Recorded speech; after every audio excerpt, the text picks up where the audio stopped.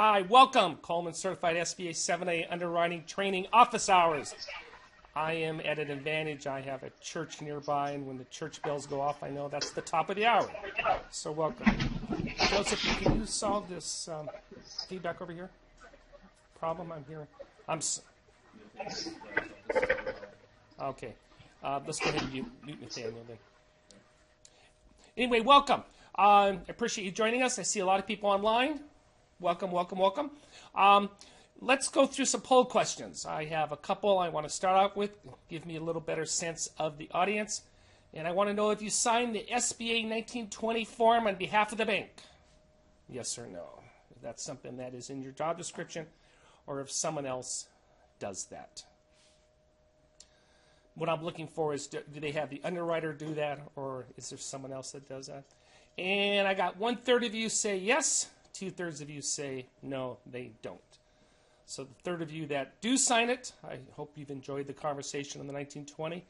And those of you that don't, when you have that responsibility, I hope you remember what we've talked about. Poll question number 2. I know the 5 C's of lending. Doing this to get a better sense of audience. Very good. I'm talking to the choir. 100% of you do. Very good.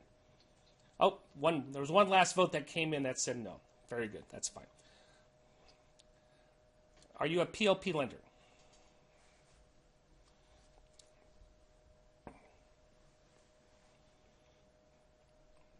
And we're split. Let's call it 50-50. Next.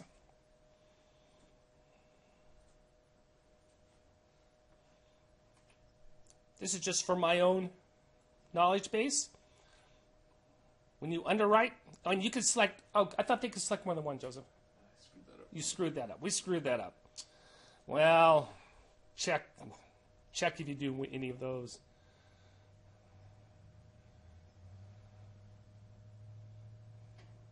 I apologize for that. Maybe what we'll do next week is redo that. Basically, I want to know how many of you use these tools.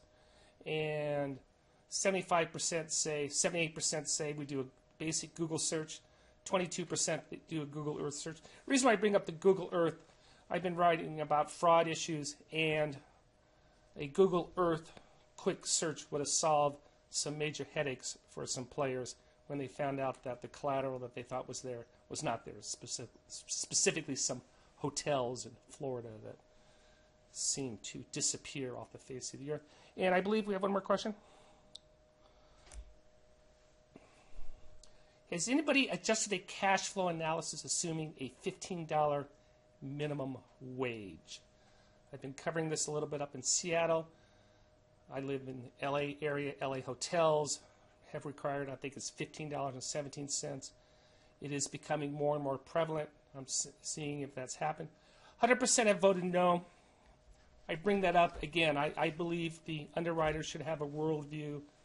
If you are looking at financing a restaurant in Seattle, any type of business in Seattle, you should definitely talk to your applicant, your borrower, to see what their plans are, $15 minimum wage. As an aside, you may find this interesting. One restaurant, what they did is they actually went ahead and cut tips. They raised everyone's wage to $15. And what they did is redistribute the wealth from the servers to the entire staff. So they got rid of the tips and raised the servers were getting a flat $18, maybe $19 an hour. Be interesting to see what happens from that standpoint. I'd like to bring on Nathaniel Booker, a good friend of mine. Joseph, if you can bring him on. I've known Nathaniel for 30 years, Nathaniel. Yeah, don't say that. Nathaniel and I worked together at a non-bank lender here in LA. I was the head of the BDO team, and Nathaniel was the head underwriter. And Nathaniel and I actually had a very, very good relationship, because if his people said, no, we're not going to do it, I went back to my people and said, no, we're not going to do it. I think in 2 years, Nathaniel, I think I only asked you to reconsider, what, one deal? I believe so. Yeah, so that was a nice working relationship. Nathaniel is also in a stealth job. He's actually an SBA loan reviewer. He's gone out and reviewed portfolios. So he knows this stuff very well. I thought it'd be nice to bring him in as an additional resource. and to comment on what we're talking about. So Nathaniel, thank you very much for joining us. You're welcome. Anybody have any questions, feel free to use the dashboard. Send an email to Joseph, and we will do that. But the recap for the week, Nathaniel, is we did a basic introduction. I talked about the SBA program. I gave a little bit of history. You know that I am a historian. I spent a lot of time on credit reasonably available elsewhere rule, and I defined a prudent lender for them. This basic overview stuff. Next week, we will get into the more of the nitty-gritties. But you and I were talking, and you had a couple questions for me, Nathaniel. Yes. The first question is, why harp on the credit elsewhere rule? I have yet to see a guaranteed denial related to this rule. You haven't seen anybody deny a loan because of that? No. The reason why I harp on it is a couple reasons. Number one, it is the essence of the program. It is required. It's very specific, and Nathaniel, the new 1920 makes it, there's a challenge to the lender. When you and I were doing this, I think all we said was credit is unavailable elsewhere. Now they want you to be specific and document it. The three most common things I told everyone were that credit is available to an SBA lender on a longer-term amortization. Perhaps they don't cash flow over 3 years, but they'll cash flow over 10 years. The second thing I said is the interest rates are advantageous. We would rather have a Main Street borrower borrow something at prime plus 2 3/4 versus 50 or 60% by the alternative online lenders. And the third one is collateral. With the SBA guarantee, as long as we take all available collateral, then SBA says, fine, we'll do the loan. You want to anything I missed on that? No. Boy, Nathaniel, I'm glad that I brought you in for your expertise too.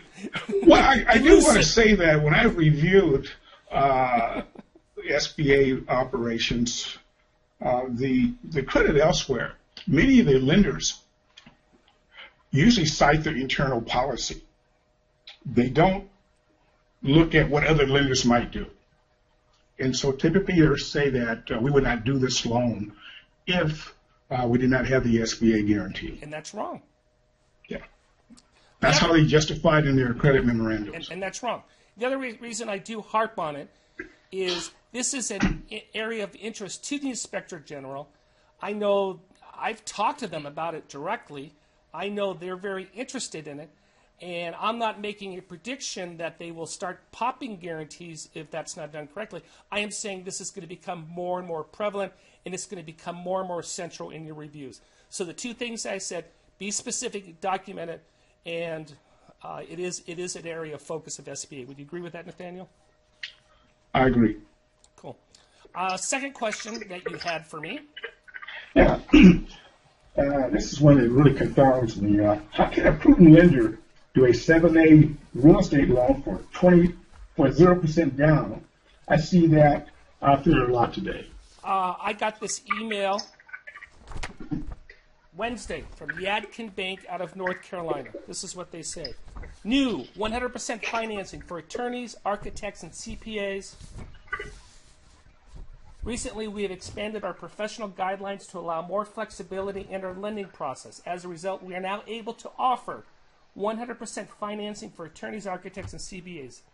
This is a new service from Yadkin Small Business Lending. Your question to me, and I ask this question a lot, by definition, a POP lender can make a 7A loan, commercial real estate loan, with 0% down. That the SBA does not mandate that. The SOP does not mandate that.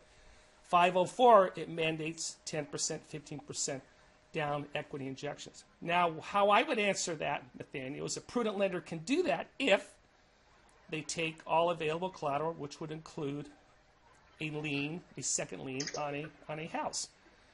But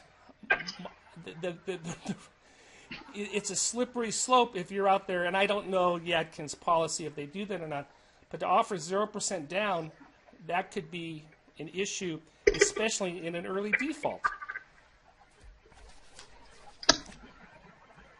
See, I paused, Nathaniel. That allows you to jump in and to well, no, share some wisdom. I was actually writing something down. Okay, I'm sorry. I noticed that the particular industries that were identified were in the service industry. They typically don't have a lot of fixed assets, Okay. and maybe that's why they're looking at it that way. I'm not sure. I know the SBA requires that the loans be fully secured and all available collateral be taken to make sure that it's fully secured. And it does not necessarily have to be real estate. They can be furniture, fixtures, etc.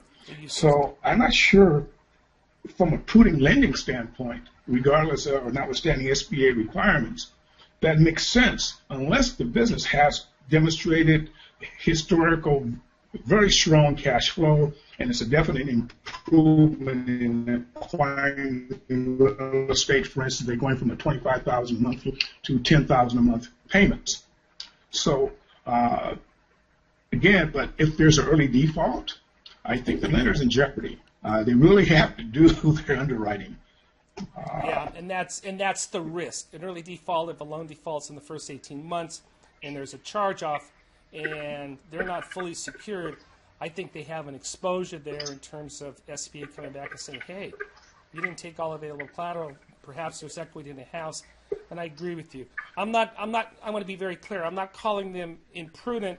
I'm saying they are following the SOP, but just because you can do it, it doesn't mean that you may have an issue, especially in our early default review. Remember, the Inspector General, if it's over $2 million and it's 18 months, it's automatic review. I got another email on this one, actually came in yesterday. A case study from Capital Source Small Business. They're advertising an animal hospital for $506,000 loan. Loan to value, 133%. Also, they wrapped in refinancing, construction costs, equipment purchase. So there are very aggressive deals out there in the marketplace today, aren't there, Nathaniel? I see. I got a great question. I appreciate the questions. What is the maximum dollar amount in revenues for a retailer when considering a 7A loan? That is discussed next week in terms of size standards. There is, I'll give you a preview. There's a very specific link that you can go to. The reality is we are now operating under something called an alternative universe, alternative size standards, $15 million in revenues, $5 million income. Everyone that crosses your desk is eligible, and except for the credit elsewhere rules. So we throw out those old size standards. Restaurants, it used to be $7.5 million. Hotels were $19 million, something like that. Have you seen any loans become ineligible due to size standard issues lately, Nathaniel? No. Yeah, it's not. It's no longer an issue. It's not. Yeah. And SBA's adopted those size standards, and I don't see that going away. Never say never, but I don't see that as an issue. Great. Any other questions that we have in the queue? Okay. Okay. Let me talk to you about what's going on next week. We will talk about size standards. I do discuss the 5 C's. You're reading Money, Money Everywhere, Chapter 6-3. By the way, everyone should have the book, except for one lady out of Pennsylvania. We shipped hers off yesterday. If you haven't received the book, let me know, and we'll make sure you get out there. But you do have the PDF file from that standpoint. And I want you to read SBA Form 1919. We will be going through the entire form. And I also want you to, you've read the 1920. If you haven't read it, I want you to read that. We're going to be going through the 1920 as well, line by line from that standpoint. And as I've said, don't be overwhelmed by the SBA. Nathaniel, what I say in there is the 1920s, the checklist. People say, hey, I want a checklist, I want a template. The 1920 is the checklist. If you follow that list and do everything, follow that, and follow the instructions on that, you've done everything from an SBA standpoint. You've covered everything that they want you to cover. Am I correct in that, Nathaniel? That's correct. All right. And we give you about PLP 101, and of course, we continually hammer the credit elsewhere home. Nathaniel, I'm going to throw this one to you. If there is no guarantee fee, is the Form 159 still required? If there's no guarantee fee? Yes. Yes, it's still required because it's for payments that are made by the borrower, yes, regardless of the SBA guarantee fee. Right. And we need to disclose if there's a broker involved, if there's a loan packager, if there's a referral fee, we need to disclose those fees, even though there is no guarantee. And then I never have seen an SBA loan where there was not a packaging fee, if it was a nominal amount. It does not have to be itemized, but it has to be disclosed. As long as it's below, what's the threshold, 2,500? 2,500. Yeah, so yes, we are going to be disclosing that. Even if the lender is charging the packaging fee, we are going to disclose that from that standpoint. Based on your responses, and I understand that we have some people who have not had any basic credit 101 training, I'm going to be adding 4 optional weeks to this course. The assumption that I had, and I'm going to take the blame on that, is that you have had some basic credit underwriting in that we wanted to enhance your training with 8 weeks specific in SBA. I'm going to add 4 optional weeks. You don't have to take it, but it's going to be on. I'm going to do a week on financial statements, week on cash flow 101, a week on spreads and ratios, and I'll spend a week on writing the credit memorandum from that standpoint. I haven't quite figured out how to do it. In fact, I'd love your feedback if you want me to insert these during the course. So those of you who don't need that, you can take the week off. Shoot me an email. Let me know what you think. But we're going to add this on because I want you to feel comfortable with the SBA underwriting standpoint. But also, if you haven't had that training, I think that's important. And I'll be more than happy to do that and add that on from that standpoint. And that's one of the reasons why I've also asked Nathaniel to join me. We may get him to do a little bit of this to help me out as well in the training. But with that, are we clear? 17 minutes. I respect your time. I hope this is worthwhile. Have fun reading chapters 6 through 8 and enjoy that. And I love your feedback. Good, bad, and indifferent. Keep it coming, and I'll talk to you next Friday. Everyone have a nice weekend. Thanks, Nathaniel. You take care. Thank you.